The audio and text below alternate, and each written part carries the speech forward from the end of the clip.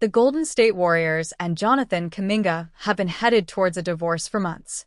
Whether it happens this offseason, at the next trade deadline, or beyond is yet to be seen. The Phoenix Suns should help accelerate the process and acquire the young forward, though. Why Suns should land Warriors Kuminga? The Suns made a massive roster shakeup this offseason.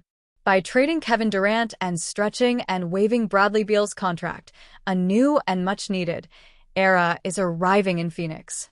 After a 36-46 season, with Devin Booker, Durant, and Beal at the helm, how much worse can it really get for the franchise? They don't have their draft capital. They'll be paying Beal for years to come. They gutted their depth to acquire Durant, then Beal. This offseason was a step in the right direction, though. The club brought in Jalen Green, who is a young guard with star potential. The incoming trade package from the Durant deal also brought in Dillon Brooks, who provides a culture-setting personality and much-needed complementary play. The additions of Common Maluak and Mark Williams rebuilt the center position. 2. How could an addition of Kuminga add to the already positive offseason? For starters, a team that won 36 games and missed the postseason is a great starting point for a retool.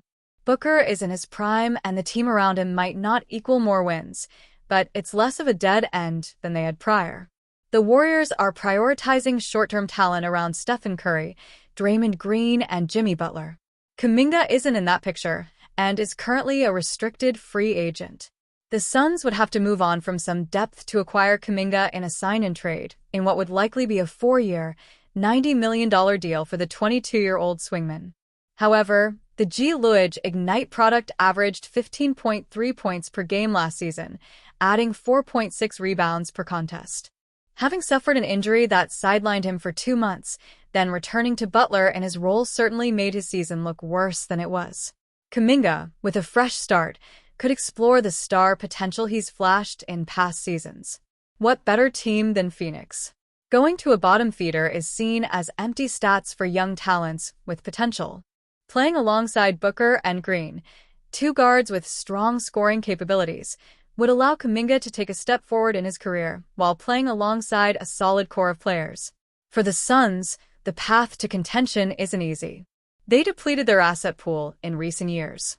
Adding young, high-potential talent is the way to go for the club.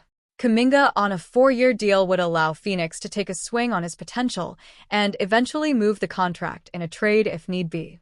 For both sides, the Suns and Kuminga, taking a shot on one another while neither has much to lose in this situation certainly doesn't hurt.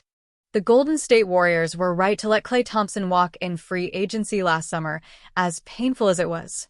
Yet, unless his replacement on the team can step up, they will struggle to fully move on. Brandon Podziemski needs to have a breakout season. Letting the aging Thompson walk made the most sense from every level other than relational.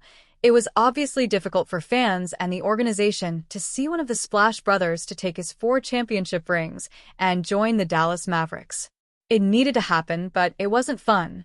One of the ways his departure was supposed to benefit the Warriors, however, was to free up a role for Brandon Podziemski. Steve Kerr was already playing a rookie Podziemski over Thompson at times in 2023-24, so it was a natural progression for the young guard to ascend into Klay's place next to Stephen Curry in the backcourt. Yet that ascension did not happen smoothly.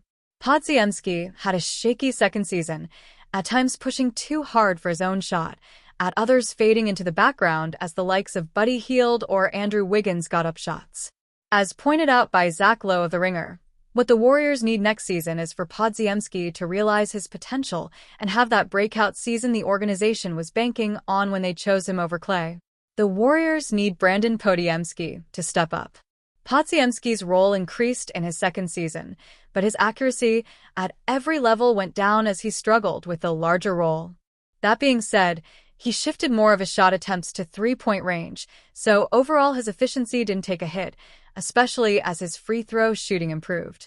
It was up and down, to be sure, but not a disaster by any means despite the narrative surrounding him. What the Warriors need is more from Podziemski.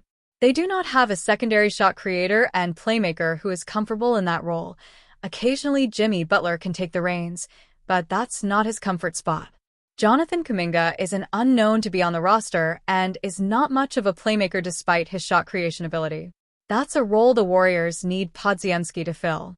He needs to be a confident, high-volume shooter playing next to Curry and Draymond Green, and then pivot into more of an on-ball creation role when Curry is on the bench. That's a big ask, but it's the role the Warriors built for him and have not filled in any other way. The players rumored to be waiting to sign in Golden State are all good, veteran support players.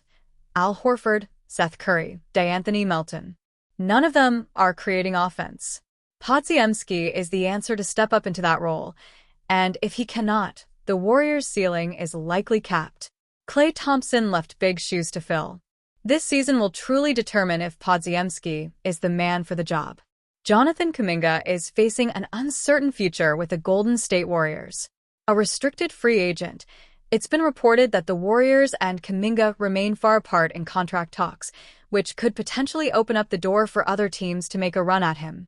Kuminga is coming off his fourth NBA season, but has expressed frustration with his role in Golden State. Reports suggest that the 22-year-old feels the team stalled his development by not giving him more opportunity on the court. Kuminga said in his recent Instagram story that he wants to bet on myself, suggesting he feels he's worth more than the offer currently on the table. One reported offer from the Warriors, per NBA insider Shams Charania, was a 2-year, $45 million deal which Kuminga rejected.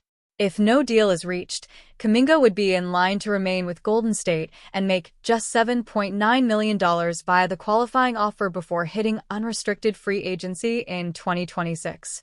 With no end to their negotiations in sight, it's possible Kuminga moves on from the Warriors this offseason, whether it be via a sign-in trade or a team meeting his demands in restricted free agency. Not yet 23 and having averaged 15.8 points across 25.6 minutes per game over the last 2 years, Kuminga could be a valuable addition for a team looking for an influx of young talent, and there should certainly be some suitors for him as the offseason drags on. Here are some possible landing spots for Kuminga if he doesn't re-up with Golden State.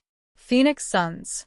The Suns have been one of the teams most frequently linked to Kuminga this offseason, with recent reports indicating the team is mulling, making a qualifying offer in the range of 4 years and $90 million. It's twice the term at the same value as the Warriors' reported offer, but includes $70 million more in guaranteed money than Golden State put forth, per Shams Charania and Anthony Slater of ESPN. After parting ways with Kevin Durant this offseason, the Suns are going to look completely different in 2025 as they retool around Devin Booker. Having brought in the likes of Jalen Green and Mark Williams already, another established young player such as Kuminga could present a strong fit along the wing. Sacramento Kings. Another team that's been reported to be considering making an offer to Kuminga as a restricted free agent is the Kings, who, according to Charania and Slater, are also lining up a deal in the range of 4 years and $90 million. It's believed that Kuminga would prefer to sign a long-term deal, and Sacramento appears willing to put forth such an offer. With the current makeup of the Kings roster, the team is likely looking to compete in a crowded Western Conference in 2025, and the addition of Kuminga could help them fight for a playoff spot after they bowed out in the play-in tournament after finishing as the number 9 seed in the West in 2024-25. Miami Heat. The Heat made a decent splash in the trade market when they brought Norman Powell to town as part of a multi-team trade with the Clippers, but considering some of the top names they were linked to during the offseason, most notably Kevin Durant, they may want to continue to fortify the roster still. Miami was linked to Kuminga earlier in the offseason and could still be interested in him now as his situation with the Warriors remains unresolved. A sign-in trade seems about the only way this deal could come to fruition, likely requiring some facilitation from a third or fourth team, but Kuminga would find himself in a decent situation with the Heat if he is able to work out a long-term deal.